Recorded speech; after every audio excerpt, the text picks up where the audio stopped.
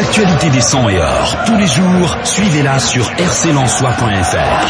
Retrouvez les dernières infos du Racing. Réagissez à l'actualité, discutez entre supporters dans les forums. Et les soirs de match, suivez la rencontre en direct, écrit et audio. rclensois.fr, l'actualité des 100 et or par des passionnés pour des passionnés. Salut à tous, bienvenue sur RC Lens Radio pour ce nouvel after en direct sur RC Lens Radio. Donc c'est after pour la rencontre Auxerre-Lens. Donc il y a beaucoup de choses à faire pendant 30 minutes, on rappelle, pour l'after 20h30. On est là pour débriefer, on est là pour vous faire écouter la petite conférence de presse. On est là pour donner nos analyses, l'équipe type. Enfin tout ça c'est dans le before. Donc on va se retrouver, je suis avec François et Jérôme. Moi je suis désolé, j'ai dit l'after alors que c'était before. Je m'avance un peu. Salut François, salut Jérôme. Salut.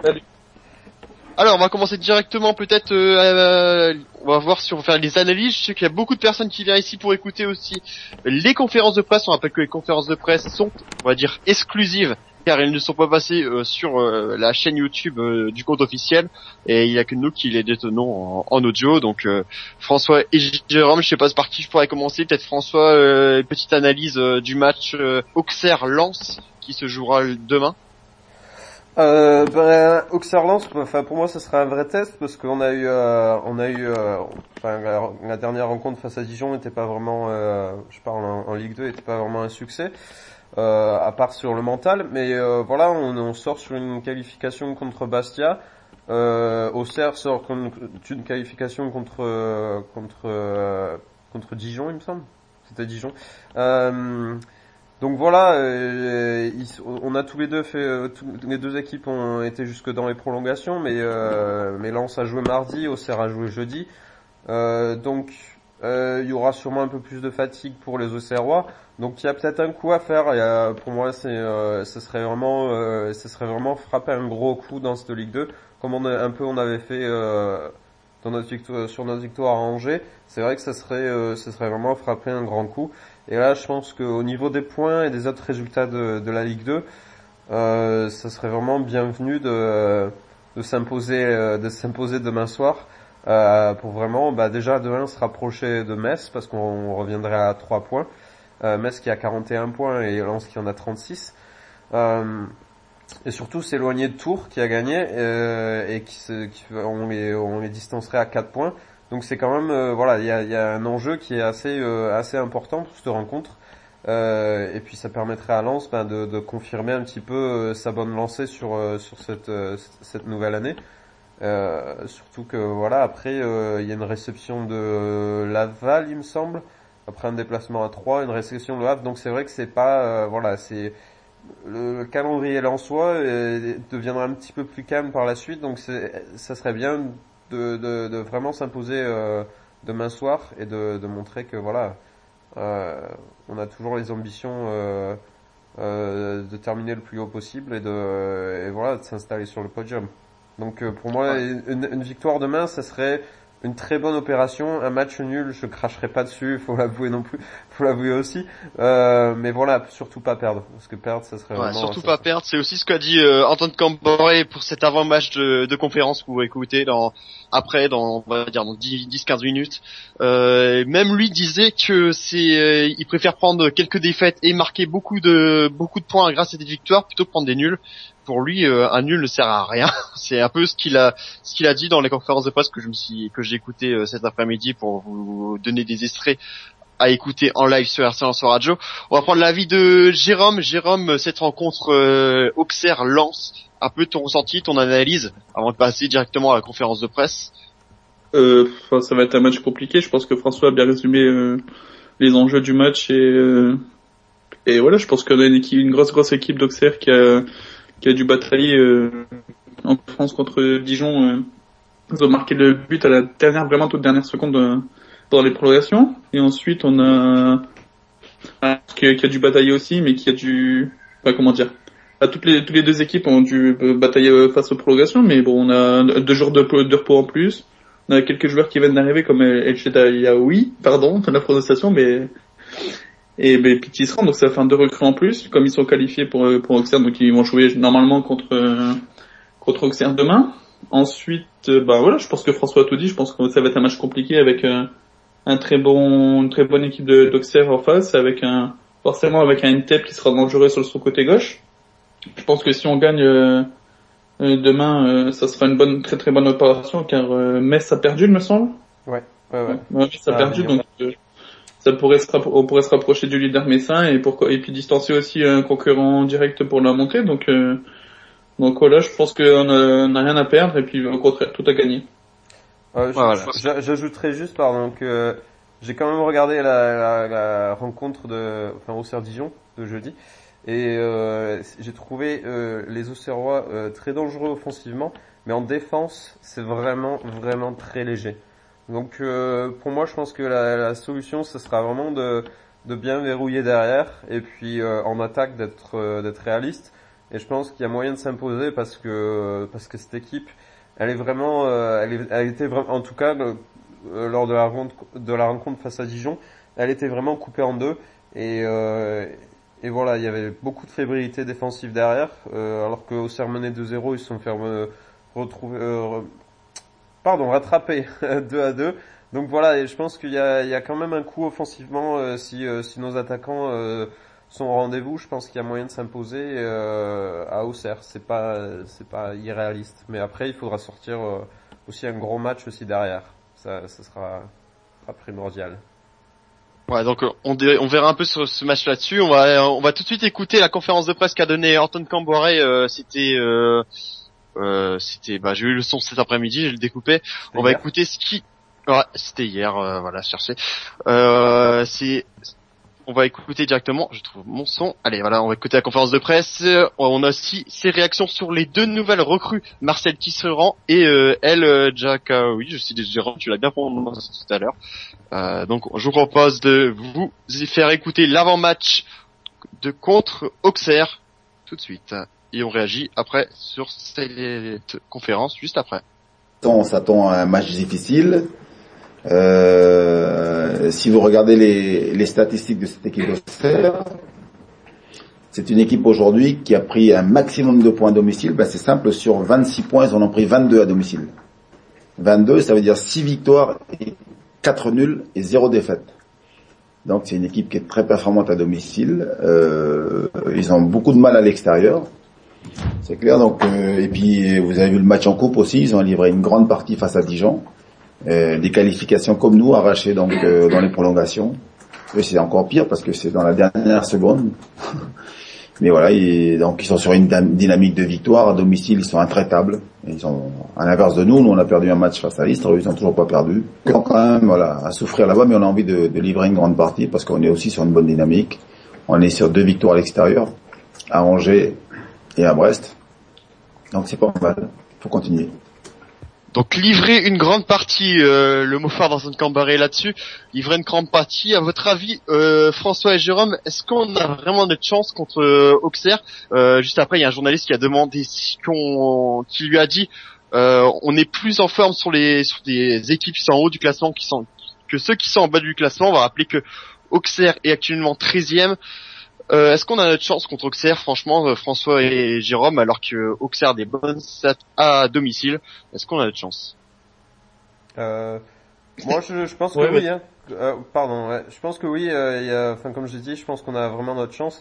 Mais comme a dit Antoine Comboiré, je pense que il faut voir un grand lance demain. Il faut voir le lance qu'on a vu contre Bastia. Quoi. Si on voit le lance qu'on a vu contre Bastia, je pense qu'on peut s'imposer, ouais. On peut s'imposer. Après, voilà, si on retombe dans nos travers, on peut aussi se prendre 3-0. Donc, voilà, ça sera... C'est ça un peu le souci. Moi, je pense que ça dépendra surtout de Lens, quoi, demain. Ouais. Ça sera dans les têtes et dans les jambes aussi. Mais je pense que ça dépendra de ce qu'on monte sur le terrain. Et puis après, bon, il y a aussi ce petit facteur chance, etc., qui fait pencher une rencontre. Mais je pense que voilà, si on fait la même rencontre que contre Bastia, on ne devrait pas avoir de soucis. C'est nul finalement. Voilà. Merci Antoine. Alors, on va écouter directement, ouais, j'avais reçu mon petit player juste avant pour le charger. On va écouter maintenant la détermination que Camboré a contre Auxerre. Donc on va écouter tout de suite ça et on revient là-dessus et puis après on passera directement à ses avis sur les 2 nouvelles recrues et ce qu'il peut apporter au Racing. Il a donné 6 opinions, c'est en exclusivité sur RC Lensois Radio. Allez, on joue à les nuls finalement ça sert à pas grand chose. Vaut mieux des fois perdre un match et puis engranger donc des victoires que de faire 3-4 nuls consécutifs. Dans l'esprit, en tout cas, c'est comme ça que pour ça que dans les compos d'équipe que vous me voyez faire et en fonction donc du score pendant le match, je peux aligner des fois 3-4 attaquants s'il faut aller chercher une victoire parce que perdre ce n'est pas trop un problème mais il faut être capable d'engranger des victoires et là vous restez sur un nul justement. Voilà, rester sur un nul. Donc là-bas il faudra de toute façon aller chercher les 3 points de la victoire. Donc voilà, Camboré qui est vraiment déterminé à chercher les 3 points de la victoire. On verra un peu ça demain. Donc le match sera suivi sur Eurosport si je ne me trompe pas. Ouais, c'est ça. Ouais. Je me trompe pas, ouais, sur Eurosport. Peut-être Jérôme, si t'as quelque chose à ajouter, peut-être sinon on va passer directement aux réactions sur 2 nouvelles recrues entre Marcel Tisserand et elle. J'ai vraiment pas à le prononcer ce. Voilà. On va passer directement à ses réactions sur ces 2 joueurs. Jérôme, est-ce que tu as quelque chose à rajouter là-dessus? Ben écoute, non, je pense que François a très bien résumé la situation, tout simplement. Merci. Donc voilà, on va passer en exclusivité les 2 réactions de Antoine Camboré sur ces 2 joueurs. Donc voilà, on va réagir tout de suite là-dessus. Je pense qu'il a tout à fait raison, ce qu'il dit. À écouter maintenant. Bonne nouvelle pour nous parce que je pense que ce sont 2 bons joueurs, donc des joueurs qui vont nous apporter. Et puis surtout, forcément que la plus belle des nouvelles, c'est qu'ils sont qualifiés pour le match de lundi face à Auxerre. Concernant Marcel, c'est un jeune joueur qui est pétri de talent, des qualités de vitesse. C'est avant tout un défenseur, un très bon défenseur, capable de bien relancer. Techniquement, c'est très propre aussi.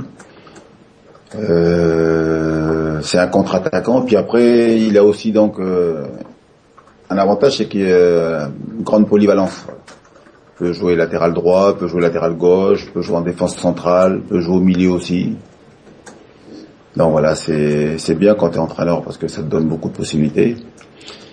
Et concernant Larbi, c'est le joueur capable de faire la différence. Là, c'est un joueur donc de percussion qui aime pratiquement toujours aller de l'avant. Puis l'avantage aussi, c'est qu'il est capable de jouer sur les postes, tous les postes offensifs, là, à gauche, à droite, peut jouer aussi en soutien de l'attaquant, qui va de l'avant, capable d'éliminer. Puis surtout efficace parce que il a des bonnes stats jusqu'à présent, quoi. Puis lui, par contre, a plus d'expérience que Marcel, forcément. Alors Marcel Tisserand, c'est un peu le joueur que moi j'ai des doutes là-dessus. Je sais pas ce que vous en pensez de votre côté, mais est-ce que ce joueur pourrait vraiment apporter un plus du côté du Racing? Je suis un peu sceptique là-dessus. On parle de ses stats. Je sais pas si Jérôme, toi tu connaissais un peu, je crois, Marcel Tisserand. Oui, un petit peu. Hein. On n'a pas été à l'école ensemble, mais non, c'est un joueur, c'est un jeune joueur qui a fait ses classes en sélection. Je crois que c'est congolaise, il me semble, en sélection jeune congolaise. Donc j'ai pu regarder quelques vidéos de lui, mais je pense que c'est un bon attaquant, un bon défenseur, pardon, un bon défenseur, mais qui est capable de contre-attaquer. Donc c'est-à-dire que c'est quelqu'un qui va porter notamment sur le secteur offensif, sur ce que faisait pas forcément Gébanin. Ensuite, je vois pas trop l'intérêt de se faire prêter 6 mois, 4-5 mois, parce que tant qu'il s'adapte au club et qu'il trouve ses marques, je pense qu'il va jouer vraiment 4-5 mois au fond. Donc je comprends pas trop ce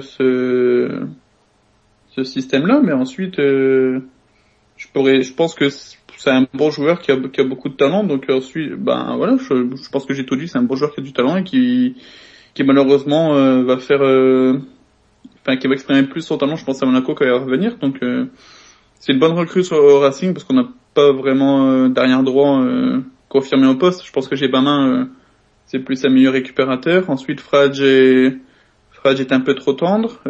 Alassane Touré normalement devrait partir vers Birmingham. J'ai du mal à prononcer. Un club anglais. Voilà, en D2 anglaise.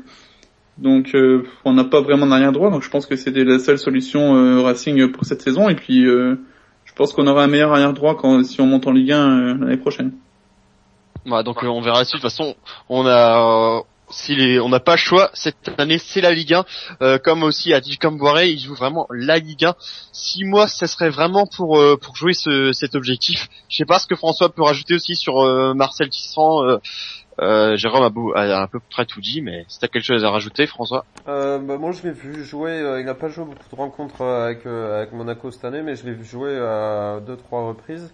J'ai surtout vu son apport offensif. Alors après, je sais pas défensivement, franchement défensivement encore, pour moi c'est un gros point d'interrogation, donc on verra s'il est aligné demain. Mais c'est surtout offensivement, je pense que voilà, c'est un joueur qui monte, qui a pas peur de monter, qui centre, etc. Donc ça peut nous faire du bien. Après voilà, c'est surtout défensivement où il faudra qu'il assure, parce que là aussi on a eu des problèmes et tout sur les ailes. Donc voilà, surtout en plus demain s'il est titulaire, il aura un gros test, parce c'est le retour de Ntep en plus, hein.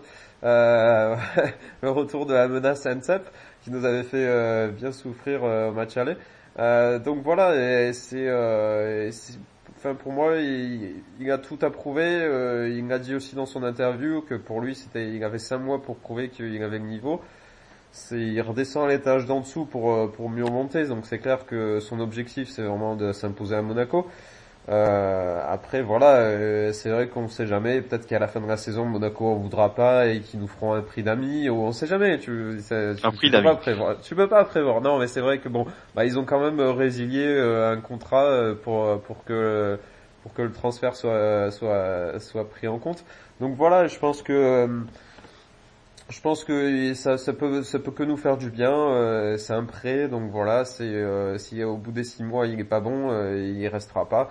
Donc voilà, pour moi c'est une bonne recrue, mais pour voir s'il va apporter à l'équipe, ça sera à prouver sur le terrain. Et faut voir aussi comment il s'intègre. Hein. Voilà, c'est un autre niveau de jeu la Ligue 2. Hein. De toute façon, c'est un niveau un peu en dessous, donc on verra. Oui, c'est clair, mais il a pas joué beaucoup non plus en Ligue 1 cette année.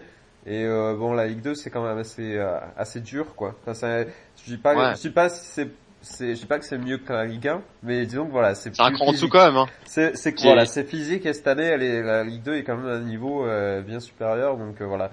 Ce sera à lui aussi de bien s'adapter, de prouver qu'il peut apporter qu'il peut apporter au RC Lens. Ouais, c'est vrai que la Ligue 2 en ce moment, depuis 2-3 ans, le niveau s'est un peu augmenté. Voilà, je propose d'écouter peut-être le point sur les blessés. Camboire a fait un peu le point sur tout le monde. Voilà, on va écouter ça en 30 secondes. Et puis après, on prendra l'équipe type pour le match Auxerre-Lens. Donc on rappelle, le match sera à suivre sur Eurosport. Et puis on vous donnera aussi rendez-vous pour l'after qui sera le jour d'après, donc qui sera donc mardi, à suivre sur rclens.fr. Donc là, vous pourrez nous ajouter en ajoutant Radio RC Lens sur Skype pour venir réagir avec nous en direct, pour passer votre coup de gueule ou votre coup de joie. Donc je vous propose d'écouter le point sur les joueurs blessés au Racing, et puis on se retrouve directement après pour l'équipe type. Pour l'instant, il y a le petit Edgar Sali qui, lui, n'a pas repris avec le groupe. Et aujourd'hui, on a eu le retour de Ndiaye, mais bon, accompagné donc avec le préparateur physique, qui lui a eu un souci au niveau du genou. Donc apparemment, ça va mieux, mais on a pratiquement récupéré tout le monde. Johan Tousguer, c'était pour le ménager, qui n'était pas Il n'était pas dans le groupe? Non. Ah non, c'était pour le ménager. Donc voilà, il n'y a pas de souci. J'ai déjà vu des Tousguer, est-ce qu'il était blessé? J'ai eu des questions comme ça. Il n'y a vraiment pas de souci, hein. Réponse comme voilà là-dessus. Et puis on rappelle Ndiaye, donc qui a repris là, qui était blessé au genou, qui a repris avec le préparateur physique hier, donc. Et puis voilà. François et Jérôme, ce que je propose peut-être, c'est donner l'équipe type de votre côté, ou bien l'équipe type de rclens.fr. Je vous propose que vous pouvez, je vous redis que vous pouvez donner votre équipe type sur rclensois.fr dans la rubrique composition Auxerre RC Lens, donc communauté composition équipe type. Donc si vous voulez voir l'équipe type des internautes de rclensois.fr, elle est présente et puis donner la vôtre. Je sais pas si François, tu veux donner la tienne d'équipe type? Pour moi, de toute façon, Areola dans les cages, ça c'est sûr, ça change pas. Voilà, Yaya Cantari dans l'axe, je pense que ce sera la paire qui sera alignée demain.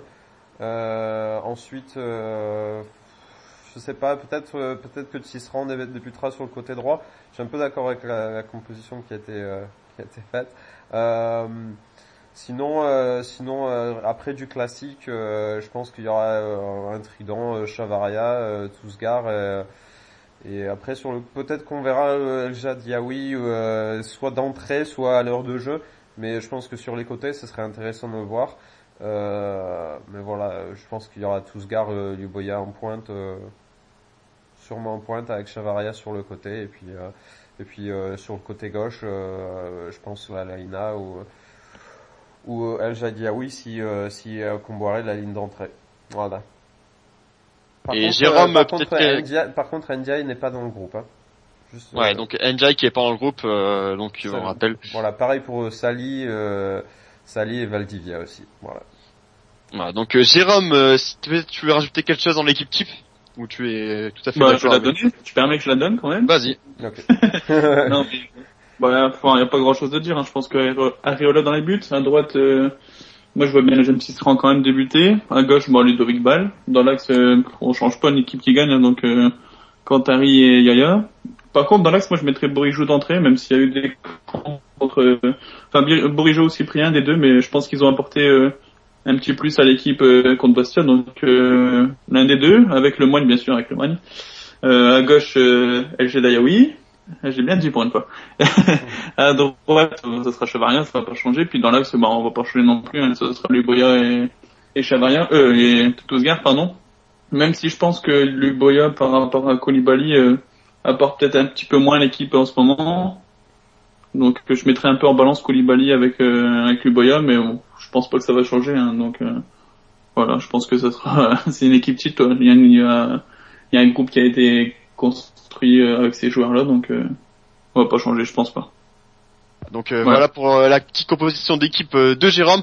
On va peut-être finir cette émission. On a appris le départ, c'était le 25 janvier. C'était hier. On a appris le départ de Touré, Ducasse et Frage qui étaient sur le départ. Peut-être un petit regret de vous, François et Jérôme, dans un de ces trois joueurs. Donc pour moi, Ducasse, franchement, c'était un joueur que je ne regrette pas parce qu'on le voyait pas souvent sur le terrain. Touré non plus, et Frage pas d'avis là-dessus. Peut-être François et Jérôme, un petit avis. Écoute, moi je pense que Ducasse, il n'est pas encore parti. Ducasse et Frage ne sont pas encore partis, ils sont à l'instance de départ. Mais c'est des joueurs qu'on voit pas, donc on peut pas vraiment juger sur pièce. Ensuite, Touré, c'est dommage parce que moi je pense qu'il avait fait un bon petit match contre Bastia, donc c'est peut-être le petit regret que j'ai avec Saint-Ruf aussi qui est parti vers Montpellier. Et après, il n'y a pas grand-chose à dire. Je pense que si les départs sont effectués, ça sera peut-être pour libérer un peu plus de masse salariale et pourquoi pas prendre un troisième joueur lors de ce mercato hivernal. Et puis voilà. Puis après, je pense qu'avec l'équipe qu'on a cette année, je pense que c'est suffisant pour pouvoir monter en Ligue 1. Voilà, donc suffisant pour Jérôme. François, peut-être un petit mot là-dessus. Moi je suis d'accord avec lui. Moi le seul départ qui m'attriste vraiment c'est celui de Saint-Ruf. Je pense que voilà, c'est un peu dommage de le voir partir, mais bon, comme a dit Martel, il veut un groupe amoindri, donc je pense que c'est vraiment pour un peu dégraisser et pour garder un effectif un peu plus restreint, mais voilà, alléger un peu aussi la masse salariale parce on sait qu'on est observé. Donc voilà, et après peut-être voir une dernière recrue, mais franchement je pense pas trop. Je pense que là ce sera Tisserand et Jadiaoui. Et je pense que c'est bouclé. Je pense peut-être un milieu, mais j'ai vraiment un doute là-dessus. Donc on verra un peu comment ça se finit. La fin du mercato c'est vendredi, donc il y aura encore du temps. Mais voilà, c'est vrai que sur le fond, je pense qu'il y a que Saint-Ruf que je regretterais un petit peu quand même. Voilà, donc il faut aussi donner votre avis dans les commentaires sur l'article sur rc500.fr. T'as David Chi qui dit Saint-Ruf n'est pas pire que Yaya pour moi. Donc bon. Moi, sincèrement, je préfère comme Yaya. De mon côté, juste rappeler que les, alors qu'ils ont jamais dit qu'ils entendent pas. Voilà. Juste pour vous rappeler que les réactions en live, en direct sur la radio, c'est seulement pour l'after. Ce n'est pas pour les before. Donc voilà, les before, ça justement jusqu'à 20h30. Donc il est 26, donc on va bientôt raccrocher sur cette émission. Là, je remercie François et Jérôme. Merci à vous d'avoir participé à ce before. Juste pour rappeler aussi que même si on n'est pas encore là, je pense, le match de Coupe de France, c'est bien Lyon-Lens et c'est bien le 13 février, parce qu'il y a plein de questions qui nous disent oui, c'est quand, à quelle heure tout ça, c'est bien le 13 février à 20h45. Pour ceux qui ne savent pas encore. Donc voilà, confirmation de date par Jérôme pour ce Lyon-Lens, pour ceux qui sont pas encore mis à la page, le tirage au sort de la Coupe de France de la 8e. Donc voilà, je vous propose de raccrocher sur RC Lensois Radio. Je vous laisse avec votre musique. Vous pouvez nous rejoindre sur les réseaux sociaux, sur Twitter ou sur Facebook, RC Lensois Radio. Donc je vous souhaite à tous une bonne soirée. Bonne soirée à tous. On se retrouve sur les réseaux sociaux. Salut à tous. Bye. L'actualité sang et or. Tous les jours, suivez-la sur rclensois.fr. Retrouvez les dernières infos du Racing. Réagissez à l'actualité. Discutez entre supporters dans les forums. Et les soirs de match, suivez la rencontre en direct, écrit et audio. rclensois.fr, l'actualité des sangs et or par des passionnés pour des passionnés.